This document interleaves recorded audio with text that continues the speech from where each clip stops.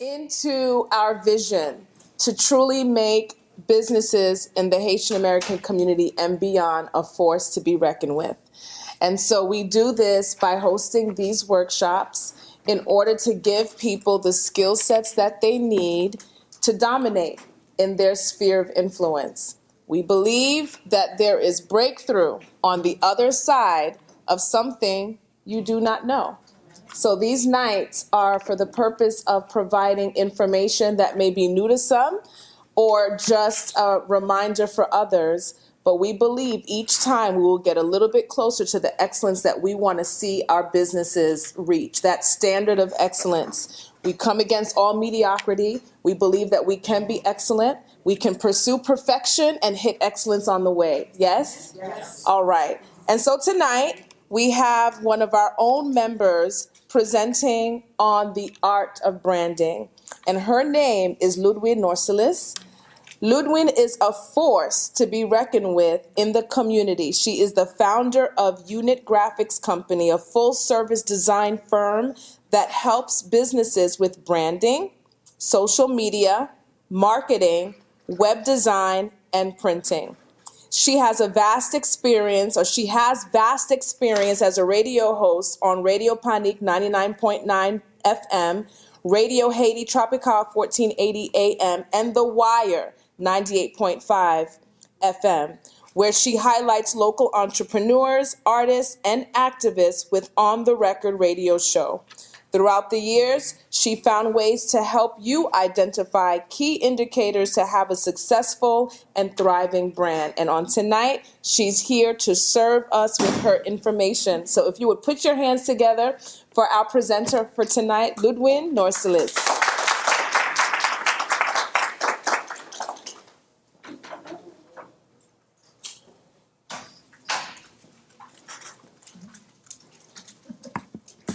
Hello, everyone. How's everybody today doing? Pretty good? Okay. So I'm excited to have each and every one of you guys here.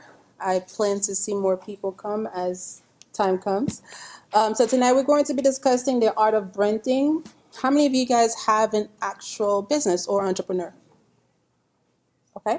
What do you do?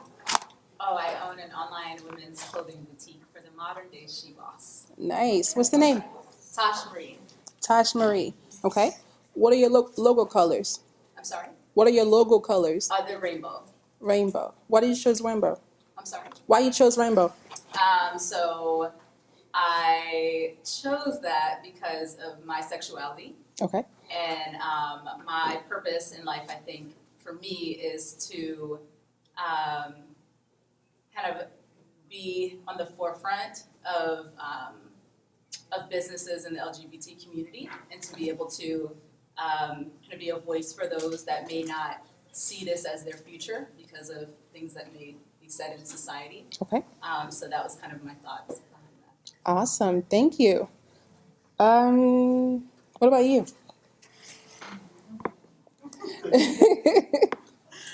Okay, so I have several. So let's say Redline Cremas. Okay. So Redline Cremas, it is a cafe catering business at this moment, but we do manufacture products, mostly from Cremas, from Cremas. So Cremas is like a Haitian, if you're not familiar with what Cremas is a Haitian rum infused with coconuts and milk.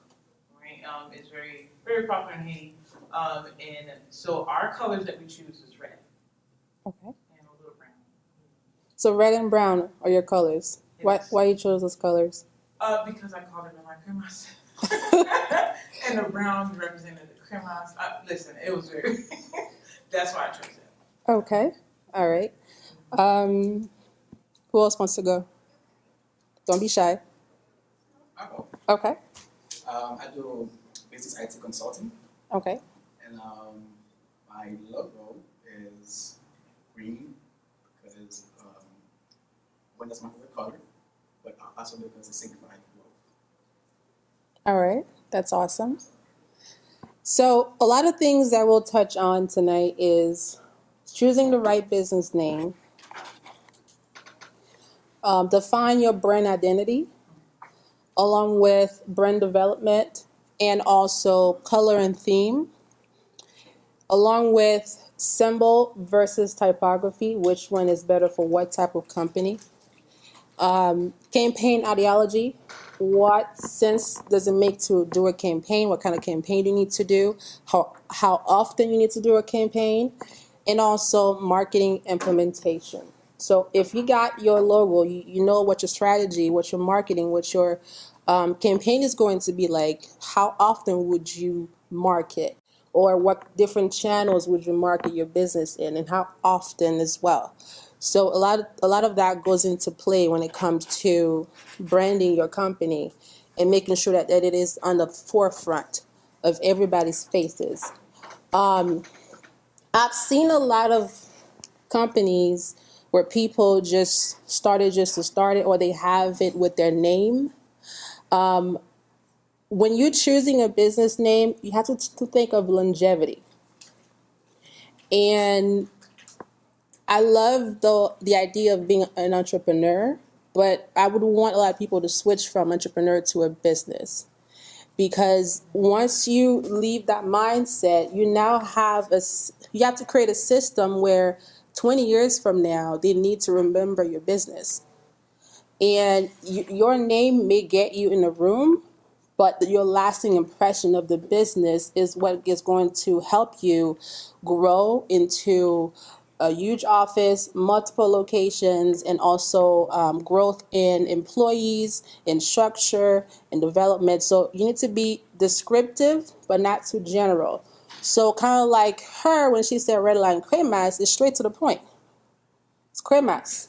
I'm selling cremas. I'm not selling coconut. I'm not selling milk. I'm selling cremas. It's a product in general. And also, she didn't say that I'm only selling cremas bottle. She just said cremas in general. She could turn it in. I know she has cupcakes. She put cremas in her cupcakes.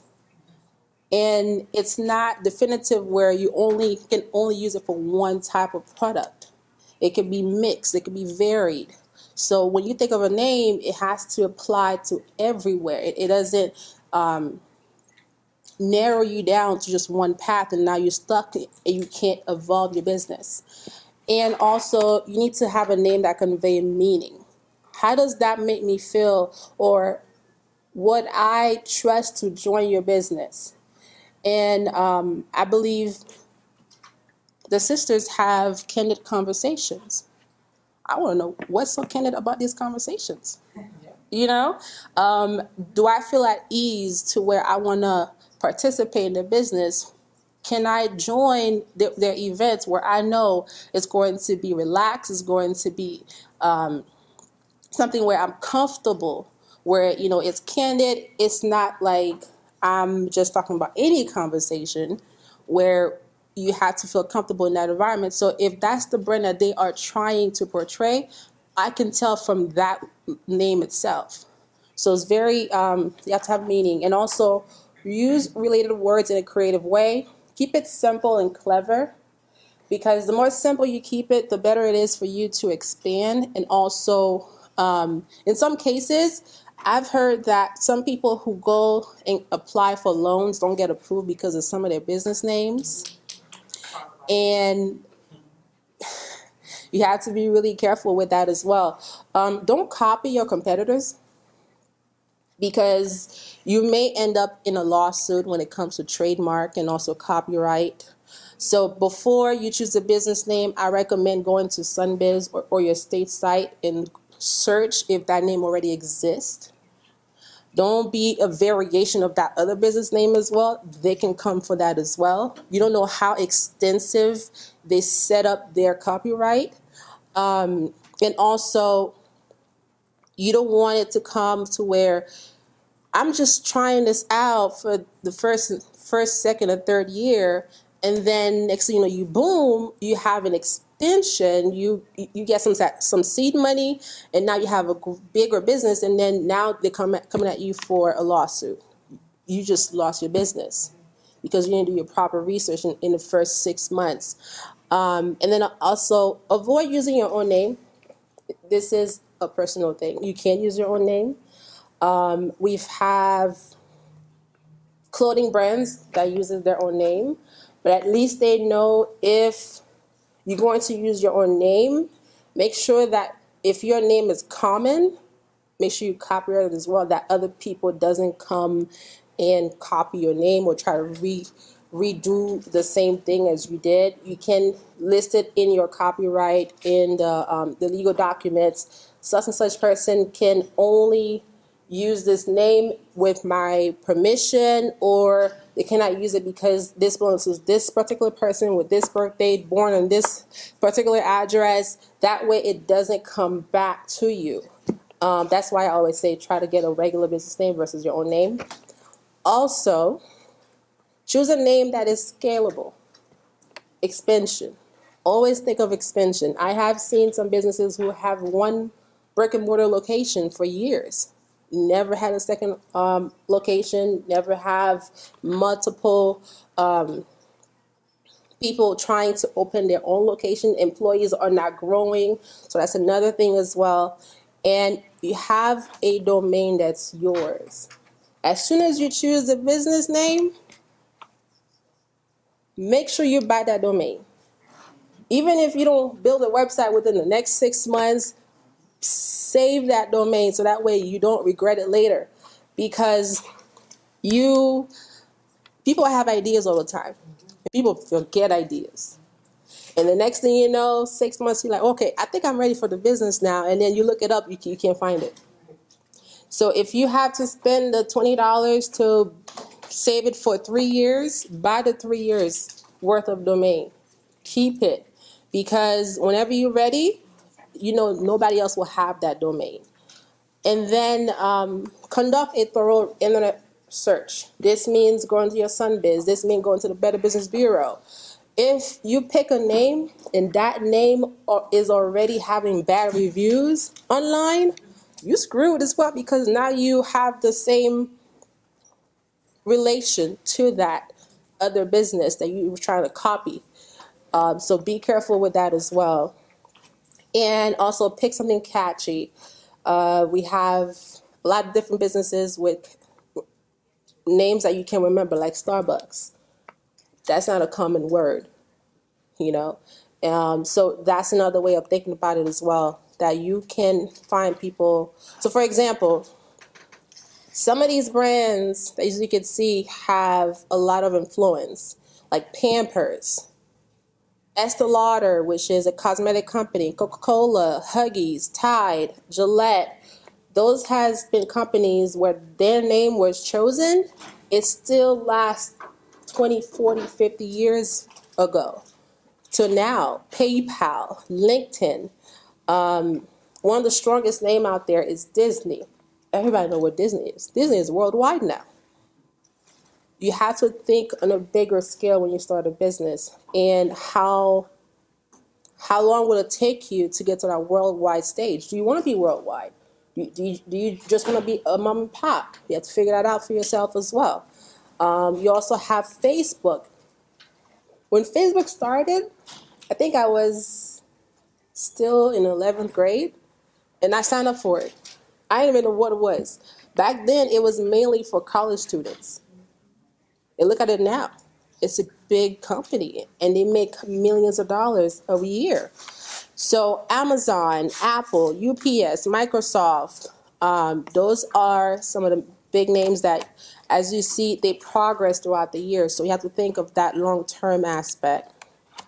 Also, some other distinctive and memorable is Google, Xerox, Sephora, which is a boutique that houses cosmetic brands. They're not even a cosmetic line. It just houses a lot of the other brands. Spotify, which has become a very quick, adored brand, because they offer a lot of...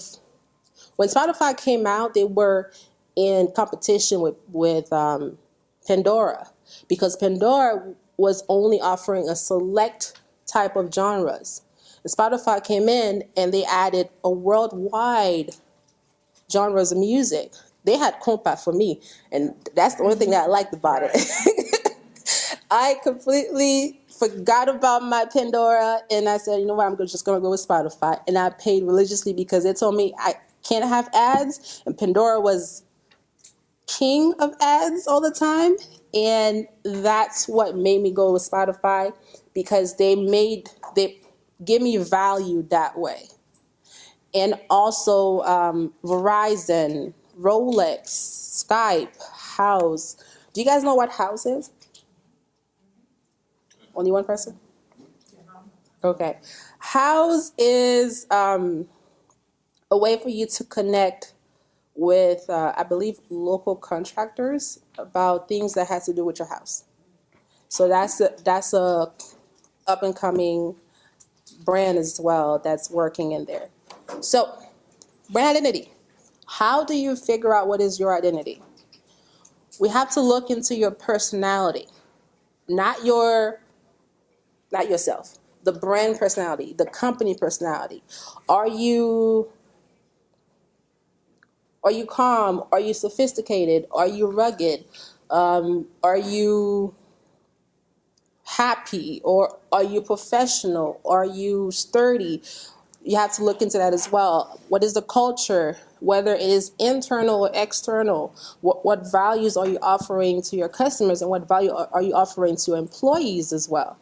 What is the image you're trying to portray? Along with, what is the purpose of your brand? Is it supposed to make me want to buy from you, or is it supposed to make me care about certain social topics? Or are you more of a brand that is trying to get more people engaged or volunteering? What is your purpose? And also, what can your brand do for me as a consumer? And also, how do you build a community of people that rally behind you? So, personality. Sincerity is one. Where your brand showcase that you are genuine, you are honest, you are wholesome, you are cheerful. Things like Disney or Hallmark, which is the company that creates the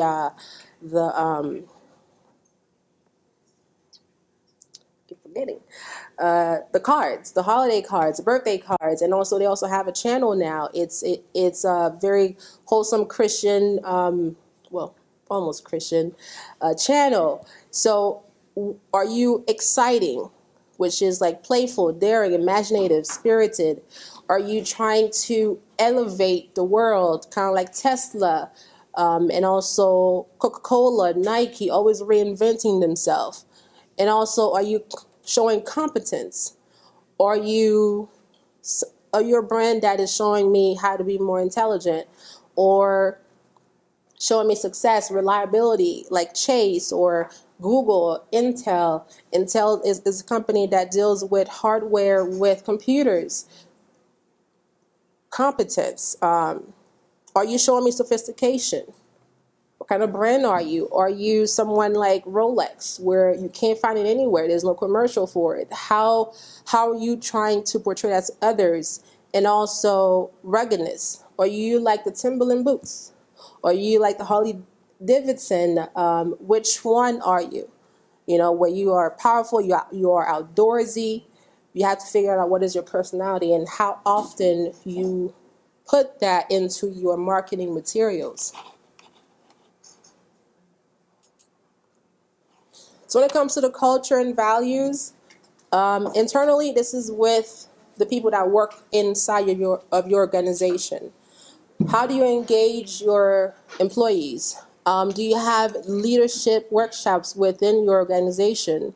Are you inclusive with everybody? Do you have a book that goes over the policies and procedures, that how you include everybody in the process? Do you have coaching with the employees on how to be outside of the building, or how they represent your brand outside of being in the building that they work in? How do you develop teamwork amongst everybody that works with you?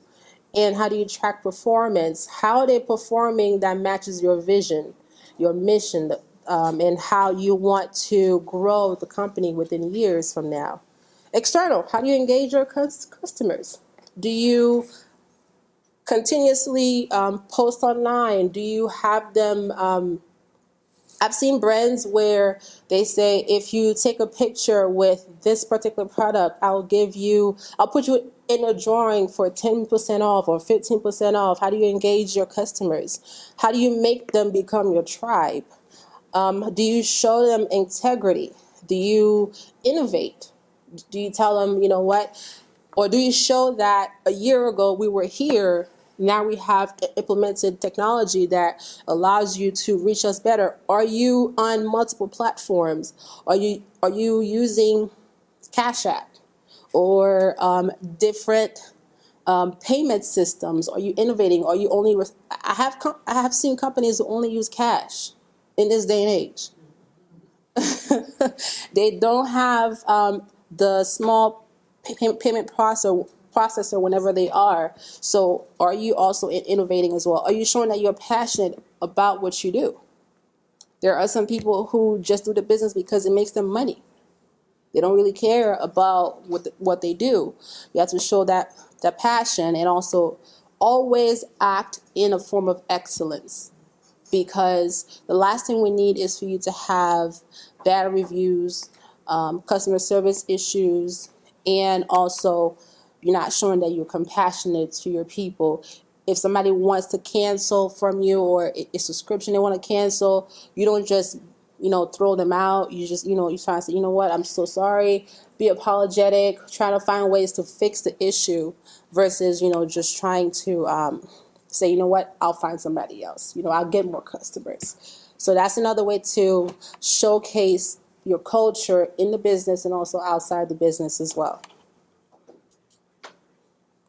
Brand image. We want you to stay in people's minds constantly. You have to determine your mission and vision and make sure that it aligns with your customers' ideals as well. Because if they don't understand what your mission is, they may not join you. It's not direct, it's not written out, and they don't know how to connect with you in that level.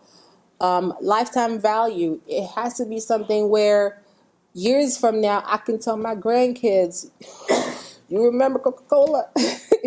Or I used to have the iPhone 8 or the iPhone 10. It used to do this, it used to do that, where 10 years from now, they may have a better version of my current iPhone where I can tell them that this is the value that they brought to me. And then now you have greater value. So it has to be a lifetime situation where it stays in people's mind, where your brand is recognizable more and more often. You have to know your key audience. This could mean that, for example, if she says she chose a rainbow in her logo, she has a target market. This is her niche, because this is her world, right? That's my purpose. So my target market is the modern day she boss and entrepreneur. Yes. Yeah. So with that, she knew exactly who she's targeting. Do you know what that person looked like? Is it someone between the age of 25 to 35, or 25 to 45, 45 to 50? You have to figure out, is it someone in a specific industry that you're targeting? Is it someone with children? Is it single moms? Is it full family? Are you targeting single family homes, or are you targeting people in certain zip codes? You have to really break it down. What is your preferred personas that you want to target? And whenever you figure that out, it makes it easier for you to market, because now you know what, I'm only going to see only a group of people. I might expand later, but at least when I first start, in my first year, second year, third year, I know who are my niche person. That way I don't spend unnecessary dollars on people that will not buy from me. If you are a sophisticated brand, target a specific person. Yes. Yeah, so I have a question about the identify a key audience. I understand demographic, but what do you mean by psychographic data? Okay. Psychographic data can mean a particular train of thought of these people. Are they someone that likes to read, or do they go to art shows, or do they need? It is based on your service. So if you're a mental health person, you look for someone who needs mental health or who has searched depression or anxiety before. So based on that, you can figure out what is that type of person you were looking for. And you can also build credibility as well, because once you have the first four down, then you say, you know what, how can I integrate that into where people can trust me? People can trust what I offer. People can tell others that they know what I offer. So that's another way to think about it as well when it comes to your image. What is your purpose? What is your mission? You need to have a mission that your customers and employees can get behind and rally on your behalf to spread the word, because there's nothing like word of mouth. You do a good job, they will tell 2 people, and those 2 people will tell 3 more people. And next thing you know, you have a wording spreading faster than you just putting out a regular ad. So that mission statement needs to be clear. I am here to help serve blah, blah, blah, blah, blah, blah, blah, through leadership or whatever the values that you do have laid out in your business plan. Also, transparent practices. I know you guys heard of the oil spill that happened in the Gulf a couple years ago. And it took them a while to gain their credibility back, because they were trying to do it on a low scale. They were trying to do it, just do it, and then go about their day. Now people find out, they're like, oh man, now we have to reveal how we're going to fix this. So whatever you do, you have to be transparent and say, you know what, this is, if you have a product like Cremas, she lists out exactly the products that she has in that product. So that way you're not aware, and the next thing you know, she'll be liable of not telling you what she has in that product. So you have to be clear. If you need to have a label for something, you have to write it out. If you have a contract and say that I'm not going to do da da da da da, have it listed out, because once that person comes back and they're not happy with your service, then you can say, you know what, did you read your contract? Did you read the label? Did you read the fine print? I don't like fine print. I like things in regular print so that way I can read it. and it won't be something where it's the consumer's fault for not reading, you know? So have your practices need to be clear so it does not destroy your reputation. How do you connect with the world? Have you guys ever heard of Tums? No? So Tums is a shoe company. And for every person that buys a pair of shoes, they donate a pair of shoes. So they're trying to help in other countries. I believe that country was, I don't remember exactly, but they were helping other children who have the need of shoes from you purchasing a pair of shoes. So for them, they're trying to make an impact somewhere else. What is your social impact? What is that one thing that, you know what, if I purchase from you, I know $1 or $2 is going to go to another charity, or this is actually helping somebody. Do you choose to have a social impact? That's up to you. If you don't, that's okay too. But that is another way to think about what is your purpose as well.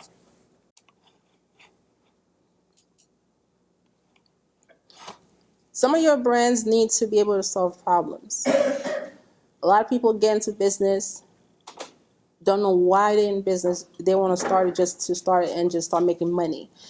Your main goal is to solve somebody's problem. or at least improve their life. So you need to be able to anticipate what they have, what issues that can they have, and also resolve them with your services or your products. And also, how do you create massive influence?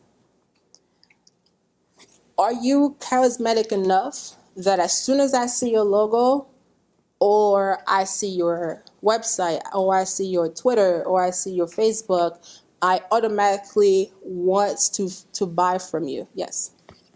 Can you elaborate solving the problem? Yeah. Products. I know how, I'm just. Okay. So with you specifically, right? You sell Quimas. For example, I may be having a party and I need a specific drink for that party. That is a problem I have. I don't want to drive to ABC Liquors to go buy it. I'm going to call you, or I scroll online, I see your product, I buy it because I needed it. It may not be like a huge problem, but at least it's a need that I need to solve. So whatever your product is, make sure that it conveys that I need something and I buy it from you because that's what you're offering. So that's another way of thinking about it as well. Storytelling. I see a lot of brands online do this because they want to connect with you. They want to say, you know what, if you are in my shoes, or if I were in your shoes, this is this and this is what happens. And this is how we fix it by being, or by trying to be in your shoes.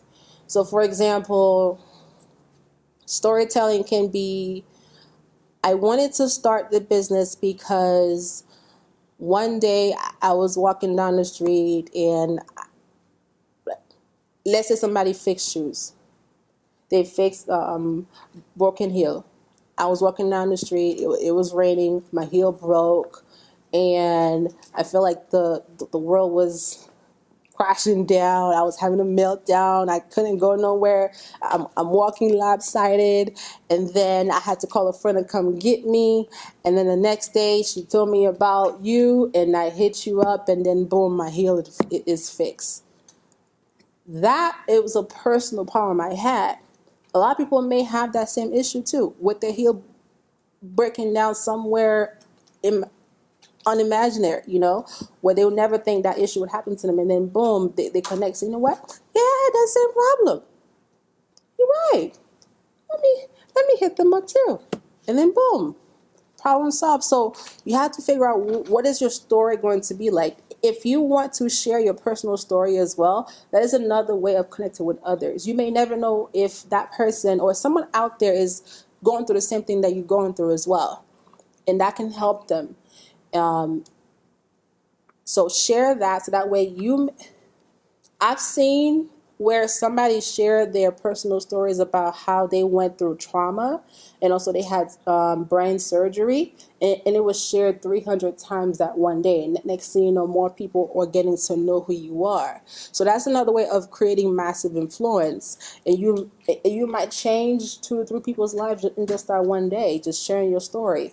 That's another way as well. You need to be able to have strategic partnerships. Collaboration is the best thing you can do sometimes, because if I'm offering, for example, if I offer branding and I know someone who does video like JP, I'm going to collaborate with him. I don't need to buy the equipment. That's too much money. He has all the equipment. So if I have someone that I need to create a story for, I'm going to reach out to him for him to do the recording. I don't need to buy no extra equipment. I don't need to hire some college kid. I mean, there's nothing wrong with that. But at least I know another expert I can collaborate with. That way he eats and I eat.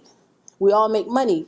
The job gets done where I don't have to, outsource per se. You just collaborate with somebody like that. And we have a couple different companies that collaborate as well.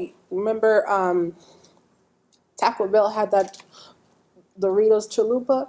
That's a collaboration that happened.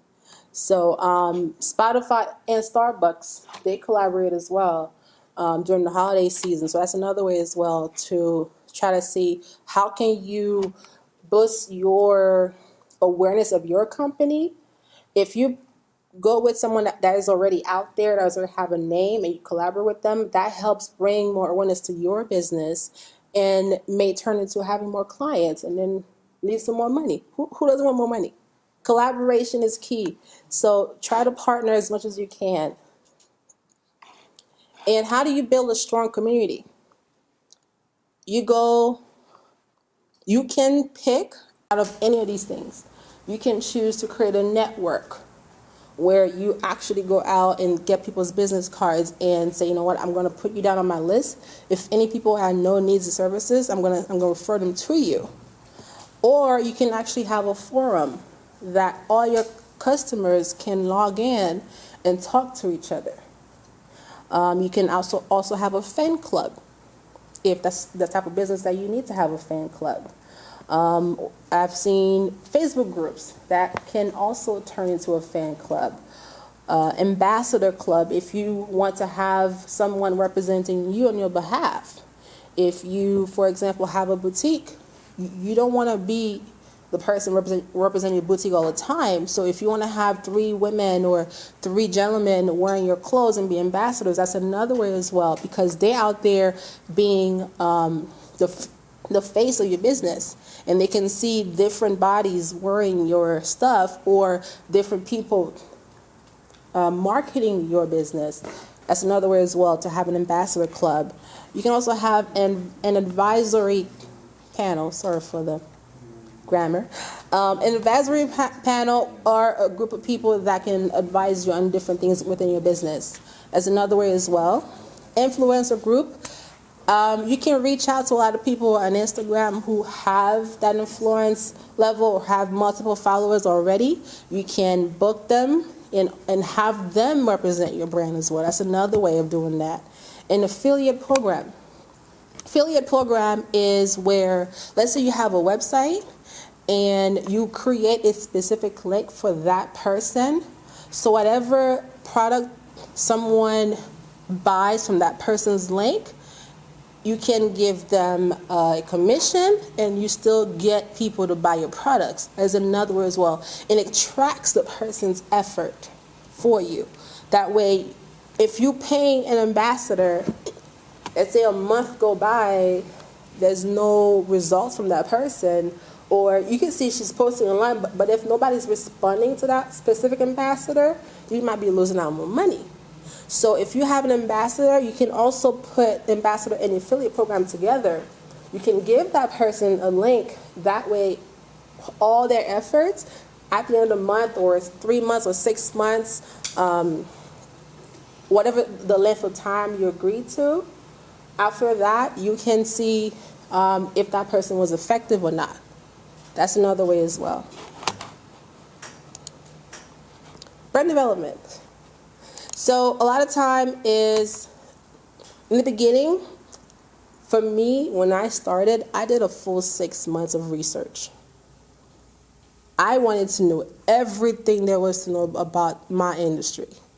I needed to know within 25 miles how many graphic design companies are out there and how many are women-owned graphic designer company out there. And if I need to build on that or expand on that or partner if I need to. So you have to do your discovery, which is your industry research, competition, statistics, name search, which is the, hello, welcome, please sign in for us right here. Name search, copyright, and trademark search. Ideation, which is where you create mock-ups, or you can hire a graphic designer to do that as well. Create mock-ups. We can either do it from a cartoon or a symbol or typography versions for your logo. And then you create a concept. So from there, you have to figure out, okay, so now that I have an idea of what my logo can look like, how can I portray that to others? How can I implement this image for me to build influence? And also, how do I implement a strategy That can go from my logos to a tagline, my values, and my mission. So take the time to complete that process because it's important, and I want to make sure that you understand everything behind your brand. So when somebody asks you, you are ready to go. You have a pitch ready to go.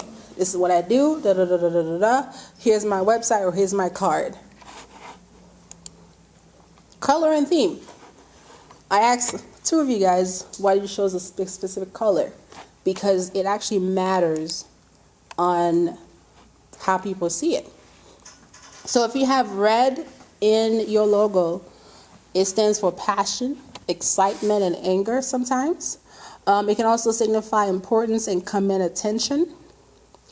Orange, it can stand for playfulness, vitality, and friendliness.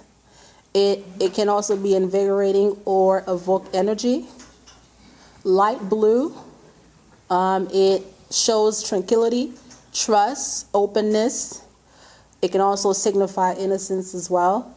Dark blue, it stands for professionalism, security, formality, mature, and trustworthy.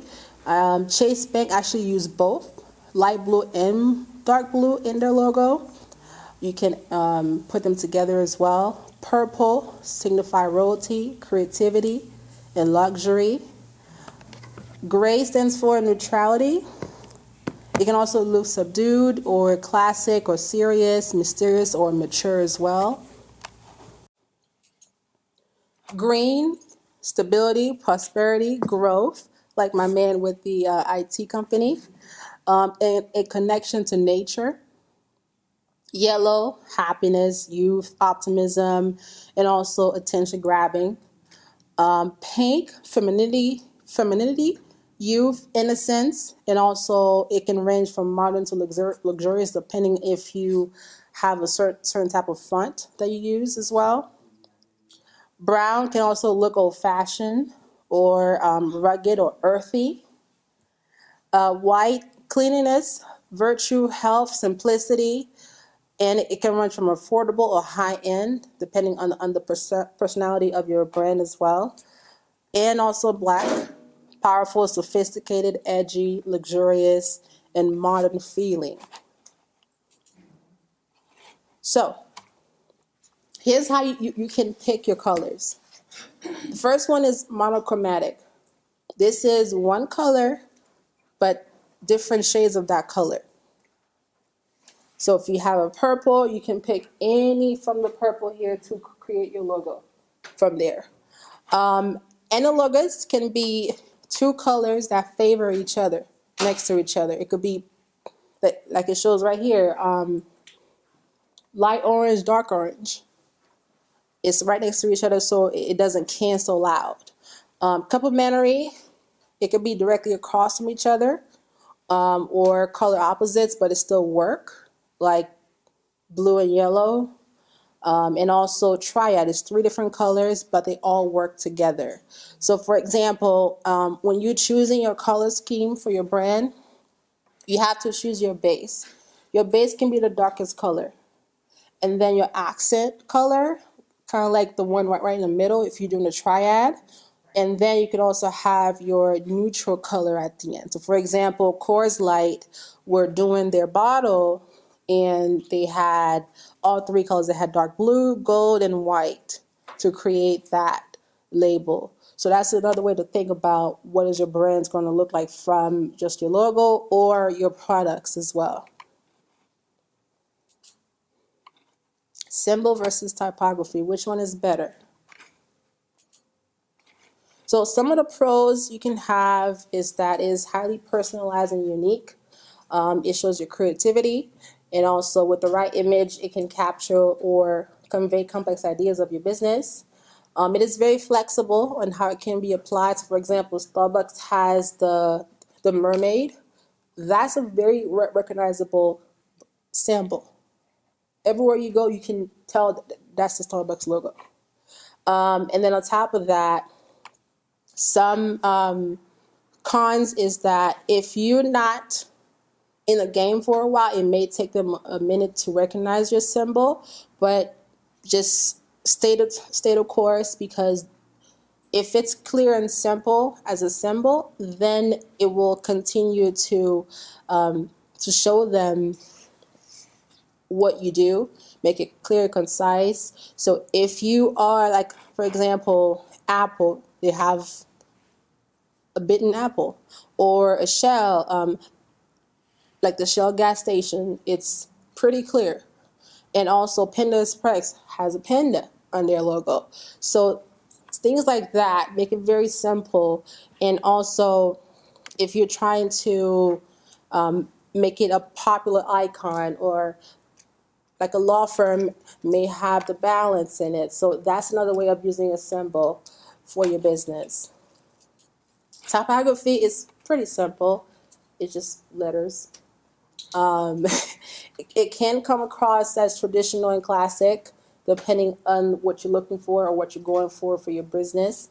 Name recognition, it's because it's spelled out, it's not hard to know what the business name is. And also, it's pretty easy for brand awareness because they can tell immediately what it is. And it is recommended for people who just want people to learn their name, if you want to choose your own name as a business. And also, if you want to reveal some information about what you do, it could be just simple like that. And also, it works well in industries like finance and law, and clothing lines, and also cosmetic lines as well. And also, if you wanted to go for a sophisticated look, that can also be an option for you as well. Cons, it's very hard to print on certain items like t-shirts or mugs, because it may cost you more per letter sometimes, depending on who you go with for printing.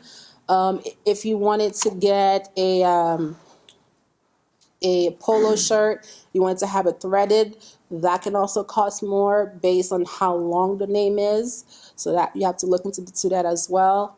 It may be too long sometimes, or hard to pronounce for some brand names. So that's another way to think about it as well when it comes to some cons. Some examples, as you can see, history for McDonald's. They started with just words. Then they had the square in the back, and then they also have a cartoon, and then they also had the double arches with the circle, and then they had the double arches with the name and the red circle. Then this cartoon-like idea, and then they also added their tagline, "I'm loving it." Now there's just the double arches. So you can expand on your logo, just know it's still the same variations. So if you started with just words and you say, you know what, I don't like that, let me try cartoon, but at least convey the same image, the same personality, then you can still relate to others. That's another way as well you can look into that.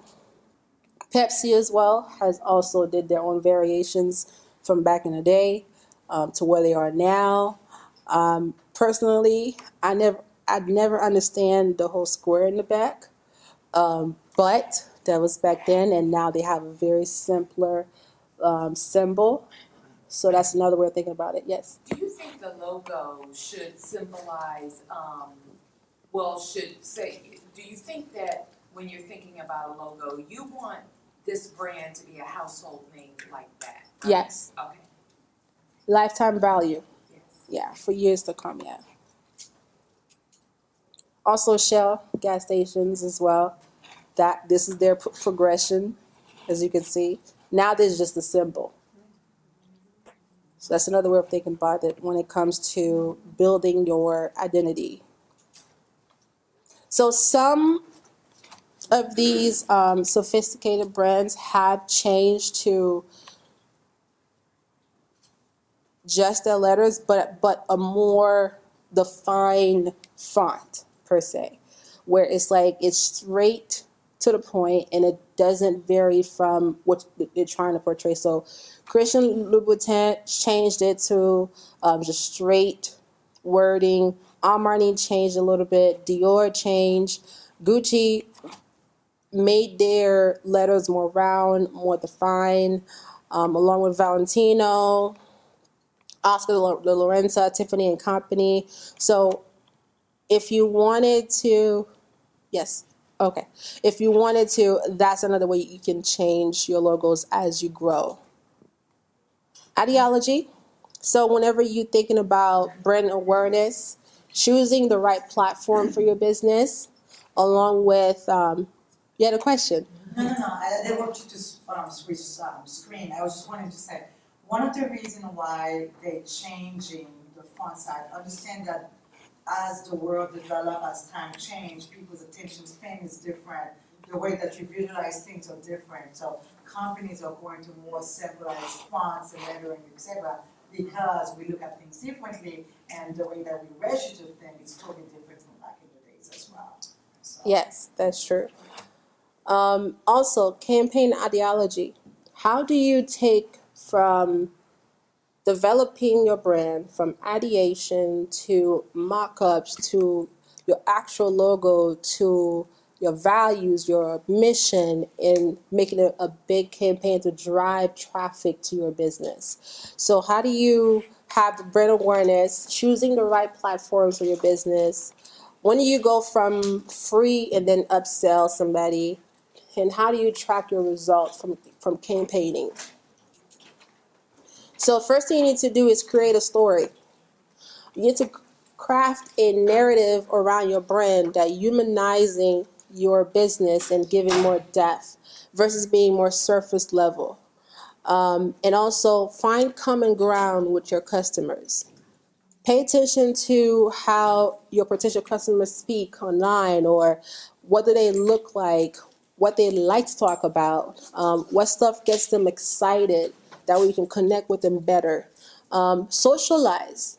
If you have an online platform, take time out of your week. Maybe if it's like 1 hour a day or 3 hours on a Saturday afternoon, go back and comment on the posts as well. Reply back to them, because the more you engage with them, the more they feel like you're not just a brand trying to get their money. You actually care about the people that is interacting with you. If they like your post, take the time, like with your Instagram, go back that same week and like their posts as well, because the more they see that you interact with them, the more they're more likely to come back and buy more stuff from you, or purchase another book, whatever your service is. So interaction is big. Create an experience. So a lot of brands, especially on Instagram, are moving to having a theme on their Instagram. So if you want to say, for this month, for February, all my posts will have a shade of pink in it. Keep it that way the whole entire month. Whatever you post, have some type of pink, whether it's the letters or the overlay on your pictures. Keep it a theme for the month, or every month. Pick something. At least they know that with that experience, say, you know what, I'm liking the direction that they're going. They're trying to portray a certain type of personality for me today. Let me go ahead and connect with them, that because I might like pink today, and I might like red from a different company. That's another way as well that you can create that experience, and make sure that it also aligns with your mission and vision. Because you don't want to try something that's too left field that does not connect with your mission as well. Become a content god. I used to have an issue of posting online as well, because I don't have the time. But if you can, try to create a timeline where you say, you know what, I'm going to post 1 time a day, or 3 times a day, or 1 time per week. But stay consistent with that. And what kind of content are you posting?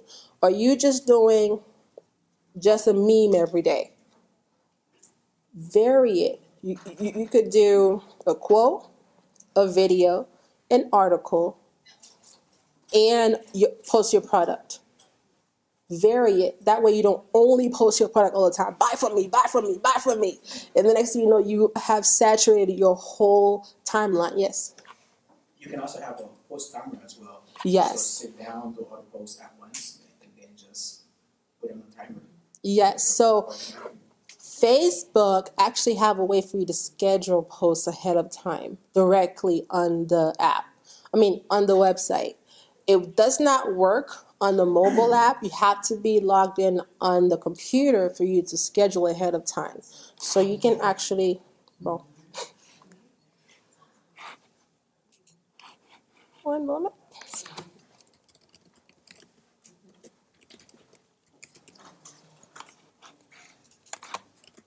Yeah, so they actually have a way for you to schedule ahead of time for the week. So sometimes what I would do on Sunday nights when I'm not doing anything, I'll schedule everything ahead of time. That way I don't have an issue with if I don't remember. If I don't remember to post, it does it for me. That's another way. Now, the only thing that we may have an issue with is Instagram. Instagram doesn't have the schedule. So you would have to actually put it in your own calendar to remind yourself to post every day or whatever set time that you put for you to post. Yes. I found a really cool app called Planoly. And Planoly? it's like maybe $7 a month, but it posts to Facebook and Instagram. It posts for you. Yeah. Okay. Awesome. Yes. I was gonna say. Planoly. But Hootsuite also you can Hootsuite? post up to 3 for free. Okay. Yeah. And then what's that? Hootsuite. HOOTSURE. Yeah. So I used to have Hootsuite. Ever since we had the lawsuit with Facebook and privacy issues, they stopped doing personal pages and only doing brands now. I kind of just wrote them off, but Hootsuite is a great app to use as well. And Planoly, yes. So we started using Buffer after Hootsuite did that. Okay. That's a good one too. Okay. Buffer. Awesome. Your, posts. So also be consistent. So if you say this month I'm going to try one per day or one per week, don't let it go where you forget and then 3 weeks later you start posting again. Now you lost all your engagement that you've had for last month. You have to start all over again and start posting more often, and then you have to go back and socialize one more time and go comment on other people's pages. So it takes time. So you have to put it into your mind, you know what, I'm actually going to cultivate this energy where I'm going to continue to communicate with the people that I have. Choosing your own platforms. So some of these may not work for everybody. If you want it to be on LinkedIn, LinkedIn is for professionals mostly. So if you are a playful brand, it may not work on LinkedIn. Facebook or Instagram, Twitter. Twitter has a lot less restrictions than Facebook. So if Twitter works for you, but you have to post often on Twitter, and I mean every hour posting on Twitter, so you to bring and have that engagement with the followers that you have. YouTube may be another way for you if you're a content creator, like videos. And if you want to have a show, YouTube might be your best way versus Facebook, because Facebook is moving to a way where if you use music on your video, they may block it, where they mute your video, versus YouTube may have a little bit more leeway where they would allow you to tag the person that you have in the comments or in the description of the YouTube video, versus Facebook, they just automatically flat out mute it. So if you're playing a full 4-minute song, they mute the whole 4 minutes.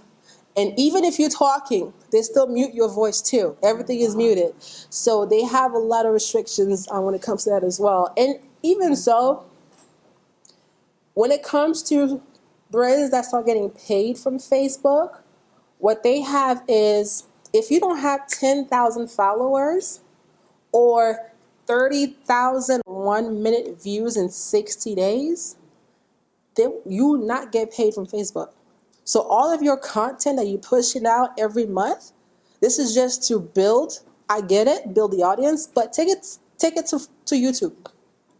Because YouTube has it where you have 1,000 subscribers and 4,000 hours gets you paid with YouTube. So it's a lot less restrictions versus that. And I was killing my, like for example, I have a radio show. So whenever I post these YouTube videos, I had to work twice as hard to get my videos up and paying ads to get the videos views up.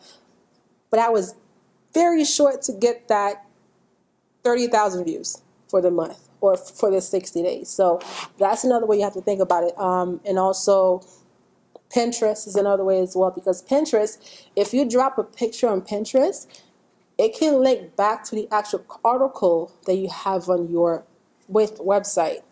So that's another way of having back links to your site to drive traffic to your site. So Pinterest is another way as well. If you're a blogger, if you write multiple articles at a time, so that's another way as well. So online, Facebook, Instagram, LinkedIn, Twitter, YouTube, blogging is another way as well. Email blast, Google Plus is a great way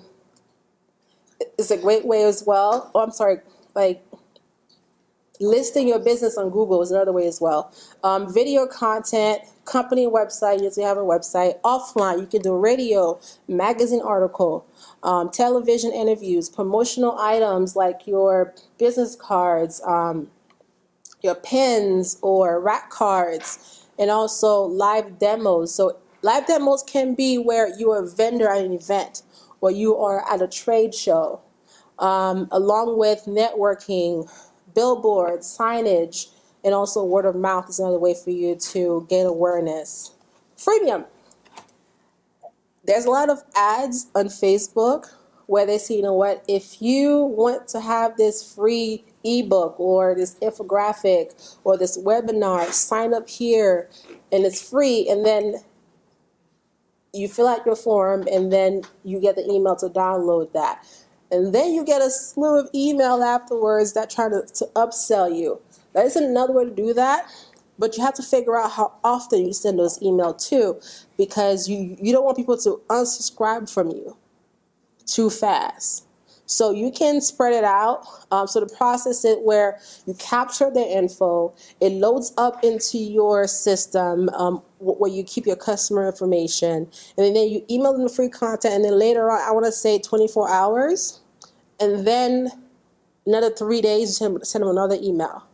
Don't do it too fast where they completely, I don't want this, unsubscribe. You want to build your email list, but also don't do the freemium too often where they don't do business with you, because you now have a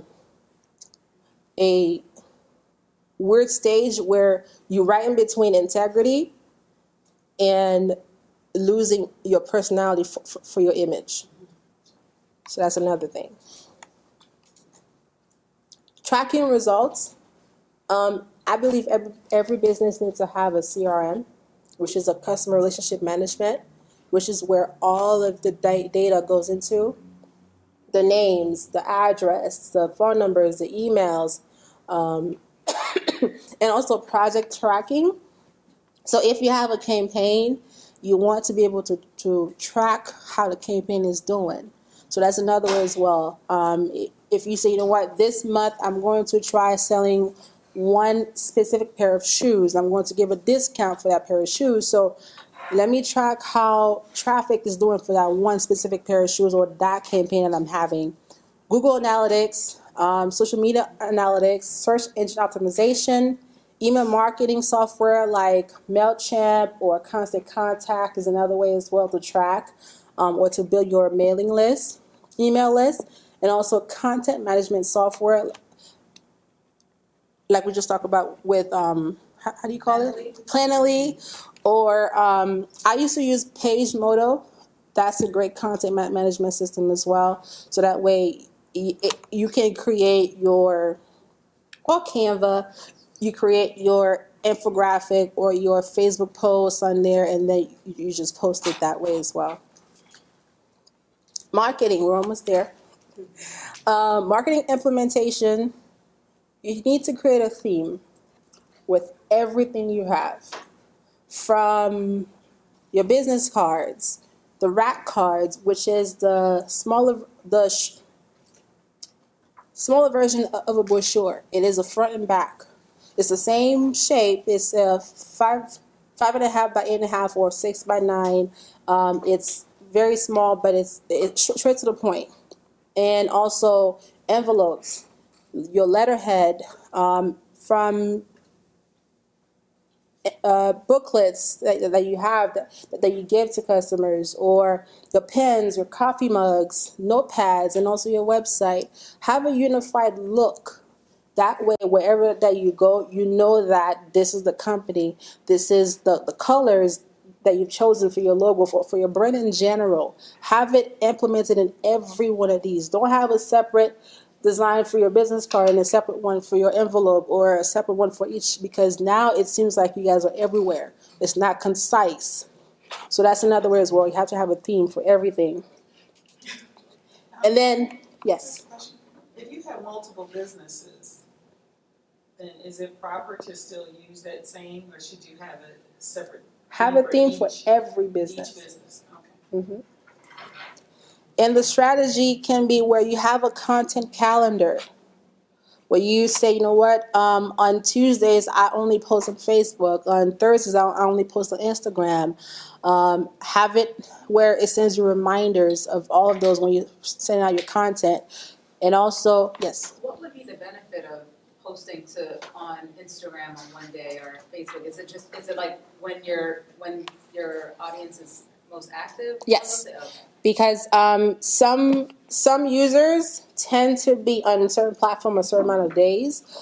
For me personally, my users on Facebook are mostly online on Wednesday mornings and also around 5 o'clock. So I tend to post around that time if I want to do that. So pay attention to how often that people are online. And also, Instagram can tell you too on which day that most of your followers are active and what time as well. Also, create your buyer personas. What does that person look like? Is it a male or female? Is it somebody with kids, or a single dad, single mom?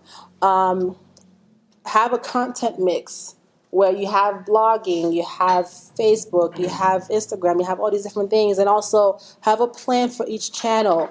If I'm going to use LinkedIn, what am I going to use LinkedIn for? Am I using it to just have my personal profile, to collaborate with other other people that also have their own brands, but at least connect on a personal level versus just me reaching out to the brand itself, the company itself. So that's another way as well. You have to create a strategy. And consistency. How often are you pushing content? How often are you marketing? How often do you recreate a campaign so that way more people can see it? If you created a campaign 3 months ago, they may forget about you. So you may have to think about, let me create a different campaign every month. And also, it makes your brand more dependable because they can always see you. So the more active you are, the more they see your logo or whatever post you're making, the more they could see, you know what, this person actually cares about their business, and that they're actually going and making the effort to grow their business. Any questions?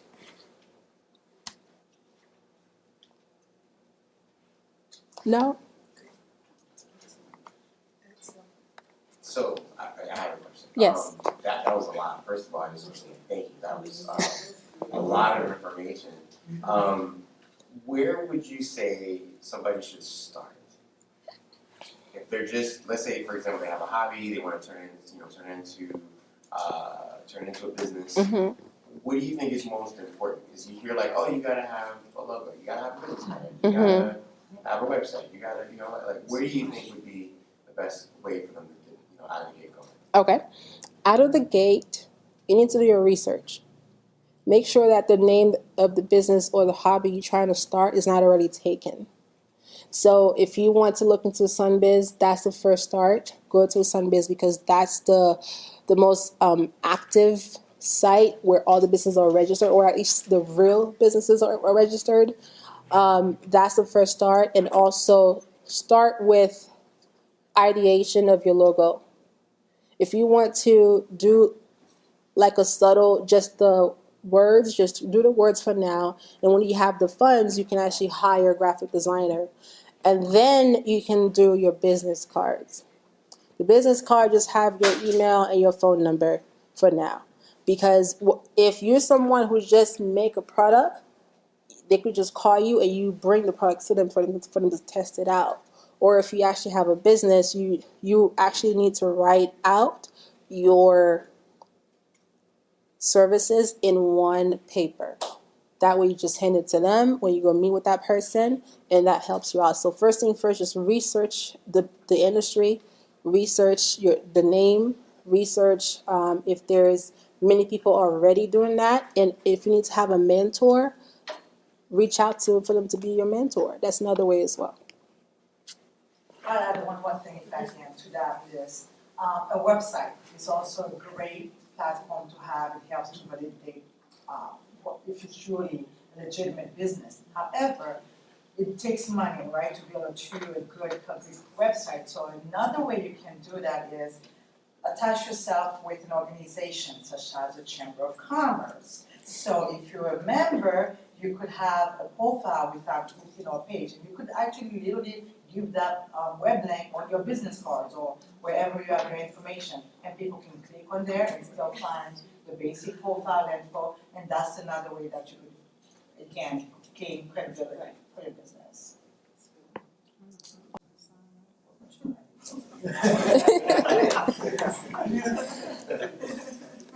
If there's no question, it was a pleasure. Thank you so much.